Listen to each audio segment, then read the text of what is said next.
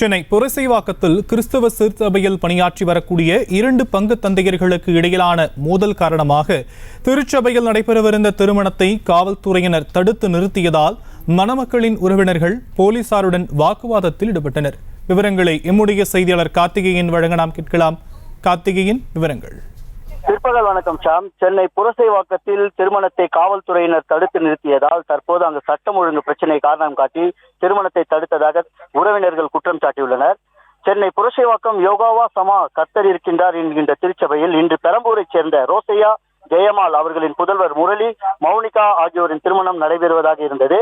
இந்த நிலையில் இது குறித்து சம்பந்தப்பட்ட திருச்சபையின் சார்பில் வேப்பேரி காவல் நிலையத்திற்கு தகவல் அளிக்கப்பட்டதாக தெரிய வருகிறது. இதனை அடுத்து சம்பவ இடத்திற்கு விரைந்து வந்த வேப்பேரி காவல் நிலைய காவல் ஆய்வாளர் தலைமையில் இந்த திருமணத்தை தற்போது தடுத்து நிறுத்தியதாக தெரிய வருகிறது. இது குறித்து சம்பந்தப்பட்ட திருமணத்தின் உறவினர்கள் காவல் ஆய்வாளரிடம் விளக்கம் கேட்டபோது இந்த இடத்தில் திருமணம் நடத்த அனுமதி கிடையாது என்றும், திருமணம் நடத்த யாரிடம் அனுமதி பெற்றீர்கள் என கேட்டதாக தெரிய வருகிறது. இதனைத் தொடர்ந்து சம்பந்தப்பட்ட மணமக்களின் உறவினர்கள் திருச்சபையில் அனுமதி பெற்றுதான் இந்த திருமணத்திற்கான அழைப்பிதழ் அச்சடிக்கப்பட்டதாகவும், இது குறித்து முன்கூட்டியே சம்பந்தப்பட்ட திருச்சபைக்கு தகவல் தெரிவித்து திருமண அழைப்பிதழ் கொடுத்து அனுமதி பெற்றோம் என விளக்கம் அளித்தனர்.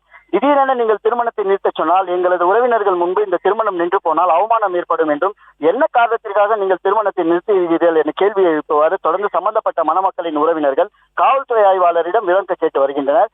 இந்த திருச்சபையினை 2 பங்கு தந்தைகள் தொடர்ந்து நிர்வகித்து வருவதாகவும், இந்த 2 பங்கு தந்தைக்குள் ஏற்பட்ட கருத்து வேறுபாடு காரணமாகவே தற்போது இந்த திருமணமானது நிறுத்தப்பட்டுள்ளதாகவும், அழைப்பிதழ்கள் அச்சடிக்கப்பட்டு உறவினர்கள் வரவழைக்கப்பட்டு திருமணம் நடைபெற உள்ள நேரத்தில் இவ்வாறு தடுத்து நிறுத்தினால் இவரது வாழ்க்கை என்னவாகும் என தற்போது உறவினர்கள் காவல் ஆய்வாளர் மற்றும் அங்கு கூடியுள்ள காவல்துறையினரிடம் தற்போது வாக்குவாதத்தில் ஈடுபட்டு கேள்வி எழுப்பி வருகின்றனர்.